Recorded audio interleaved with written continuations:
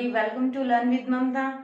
And today we are continuing our series that is human physiology, in which we have already discussed that digestive system. And now we are continuing our respiratory system. We have already have our first lecture in which we have already discussed about the structure of respiratory system and respiration in different kind of organisms. So today we are going to discuss about mechanism of respiration और mechanism of breathing.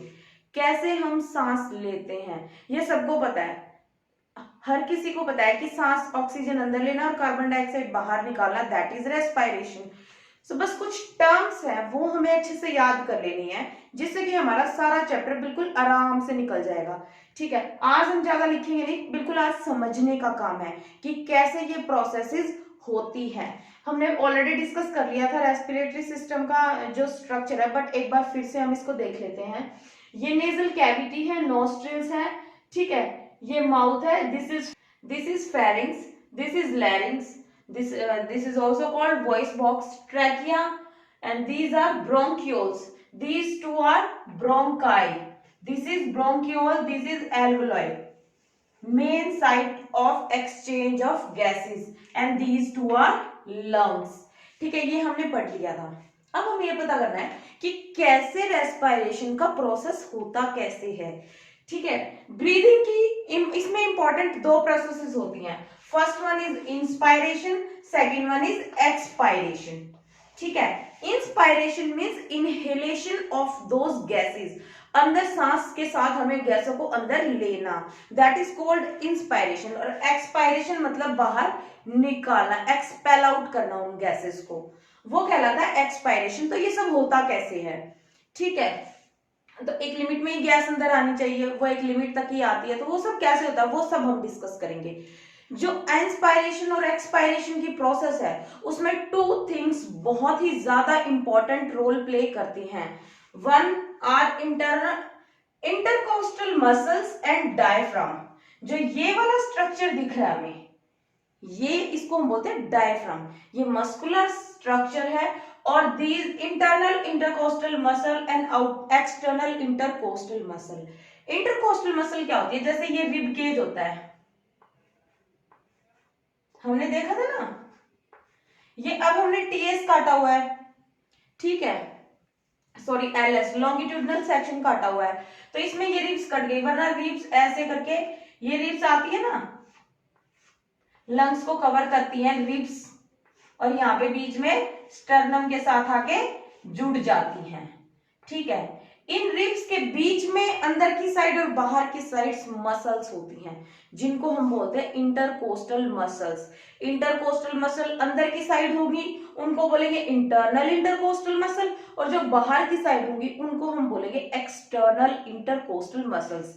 ठीक है, तो ये intercostal muscle और जो ये diaphragm है, ये बहुत ही इंपॉर्टेंट रोल प्ले करते हैं. ये तो मसल्स हो गई दो, और pressure gradient important role play करता है, जैसा कि हम ऑलरेडी डिस्कस कर चुके हैं, और हमें पता भी है कि जितना भी एक्सचेंज ऑफ गैसेस का होता है वो सिंपल डिफ्यूजन की प्रोसेस के थ्रू होता है.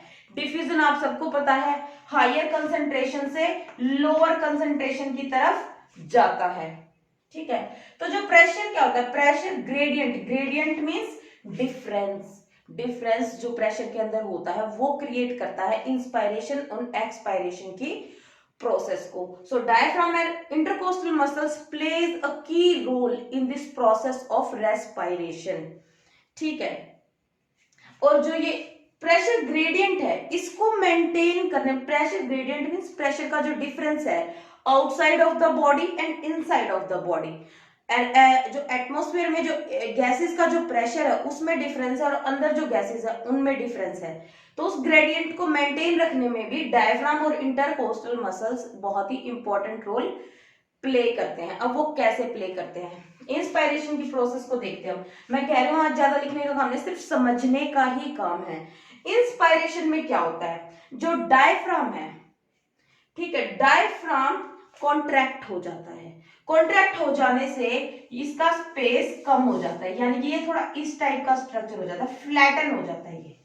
ठीक है, पहले ये ऐसे था डोम शेप, ये फ्लैटन हो गया.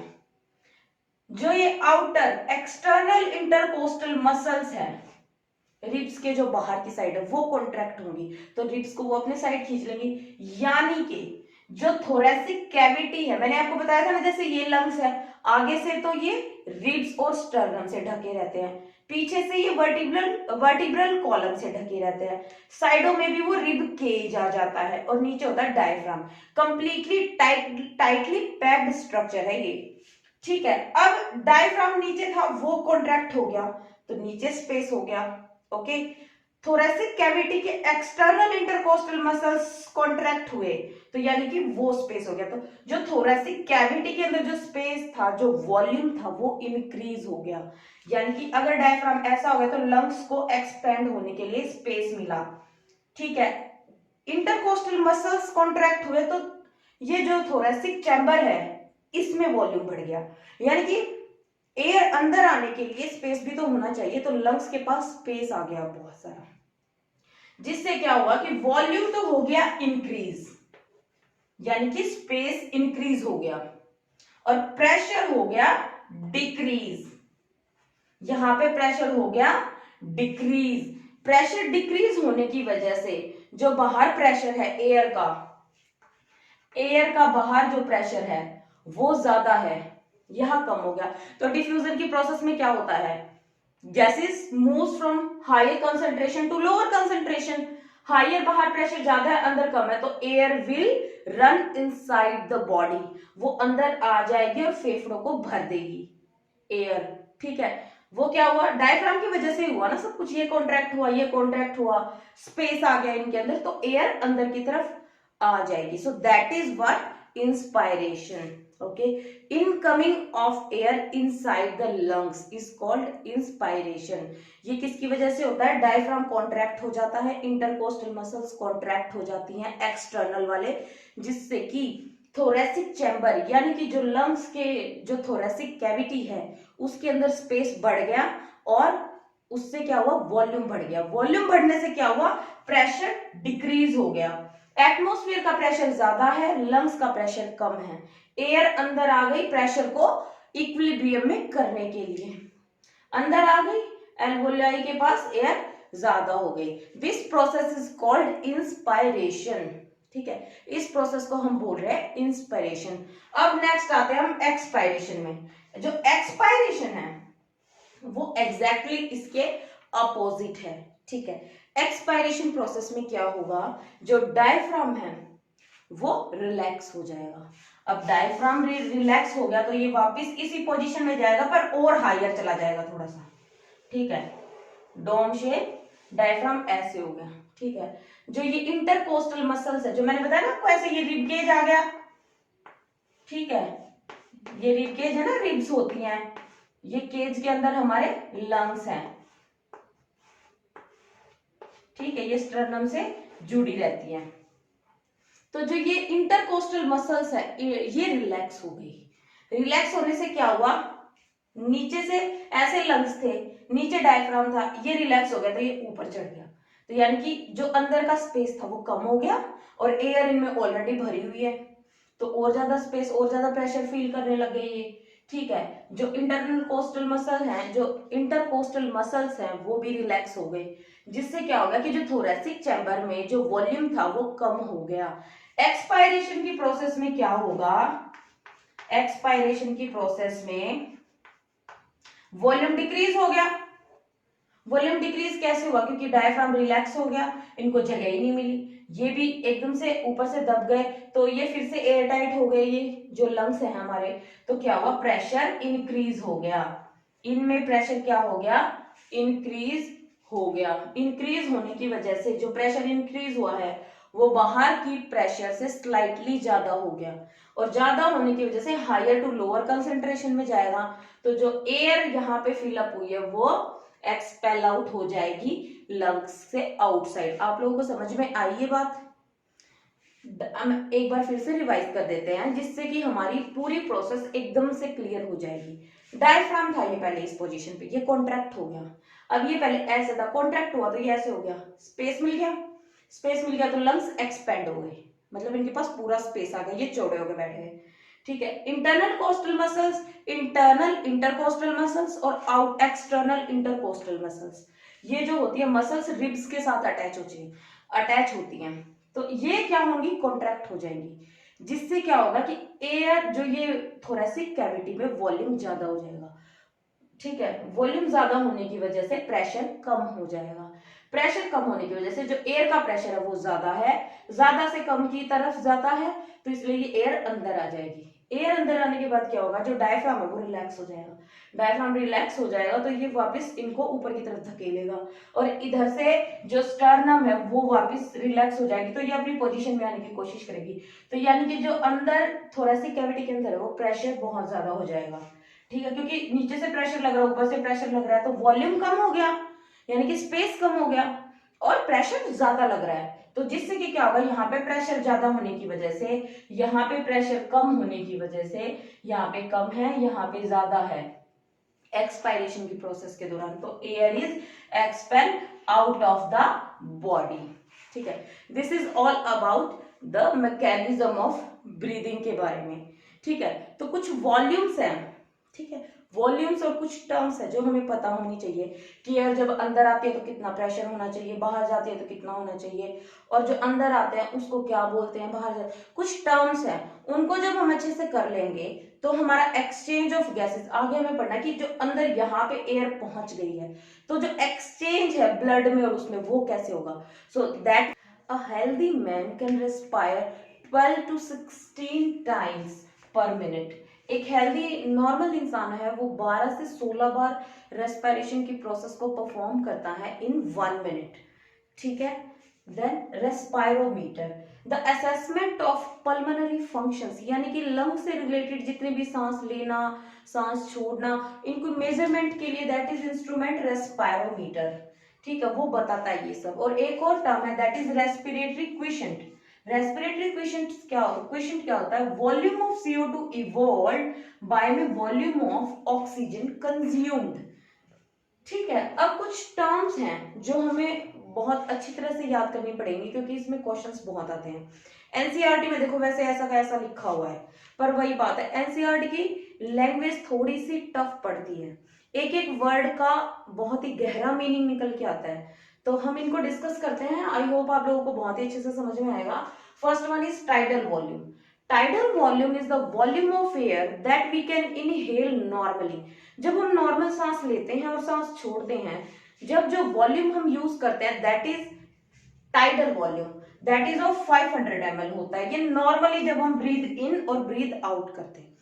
ठीक है, inspiratory reserve volume 2500 to 3000 ml होता है। इंस्पिरेटरी रिजर्व वॉल्यूम क्या होता है, जब हम प्राणायाम करते हैं, ठीक है, जो लोग प्राणायाम योगासन में इंटरेस्टेड होंगे वो ये सब करते होंगे, जब प्राणायाम करते हैं तो हम फोर्सफुली एयर को इनहेल करते हैं जितना हमसे हो सके, और फिर फोर्सफुली उस एयर को एक्सपेल आउट करते हैं। ठीक है, सो इंस्पिरेटरी रिजर्व वॉल्यूम में क्या होता है, जब हम एक नॉर्मल इंस्पायरेशन के अलावा फोर्सफुली एयर को हम ब्रीद इन करते हैं, ऐसे करके जब हम एक एयर को और ज्यादा एयर को अंदर लेने की कोशिश करते हैं that is inspiratory reserve volume. Tidal volume जो हमने नॉर्मल लिया उससे ज्यादा एयर को हम अंदर लेने की कोशिश करते हैं that is inspiratory reserve volume. Then expiratory reserve volume, हमने एक्सपेल आउट कर दी एयर, उसके बाद भी हम फोर्सफुल एक्सपेल आउट करते हैं एयर को, जैसे आप सब करके भी देख सकते हैं, प्राणायाम में हम करते हैं, जब हम ऐसे एक्सपेल आउट करते हैं तो एडिशन मतलब थोड़ा फोर्स लगता है, जो स्टमक की मसल्स है वो भी जोर लगाती हैं और ज्यादा एयर को एक्सपेल आउट करने के लिए। नॉर्मल जितनी ब्रीद आउट करते हैं उतनी तो करते ही हैं, जो एक्सपायरेटरी रिजर्व वॉल्यूम है उसमें कुछ एक्स्ट्रा मसल्स की हेल्प से हम और ज्यादा एयर को बॉडी से एक्सपेल आउट करने की कोशिश करते हैं, that is expiratory reserve volume, that is of 1000 to 1100 ml। उसके बाद है residual volume. What is residual volume, residual volume में क्या आता है, आफ्टर फोर्सफुल एक्सपायरेशन, भाई जो एयर थी नॉर्मल हम एक्सपेल आउट करते वो निकाल दी हमने, ठीक है, उसके बाद हमने फोर्सफुली स्टमक को मसल कर ऐसे कर आगे हमने फोर्सफुली भी निकाल दी है, उसके बाद भी लंग्स के अंदर कुछ अमाउंट ऑफ एयर रह जाता है, that amount of air is called residual volume. Residual means remaining volume, वो रहता ही है आफ्टर ए फोर्सफुल एक्सपायरेशन के बाद। ठीक है, that is of 1100 to 1200 ml। Inspiratory capacity, जो इंस्पिरेटरी कैपेसिटी है उसको क्या बोलते हैं? तो जो नाम से हम है ना हर चीज को नाम से जोड़ के देखेंगे। इंस्पिरेटरी कैपेसिटी मतलब कितनी कैपेसिटी है, ठीक है, उसके अकॉर्डिंग। टाइडल वॉल्यूम यानी कि नॉर्मल जो एयर हम ले सकते हैं आफ्टर अ नॉर्मल एक्सपायरेशन।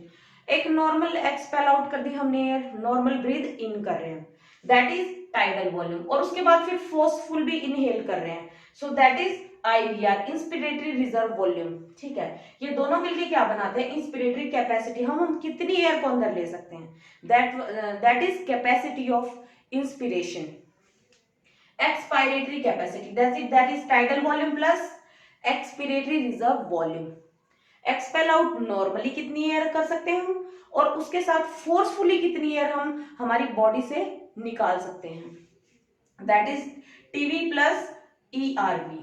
ठीक है, अब आता है फंक्शनल रेजिड्यूअल कैपेसिटी। जो फंक्शन रेजिड्यूअल कैपेसिटी है वो क्या होती है? Expiratory reserve volume plus reserve volume. ठीक है, जो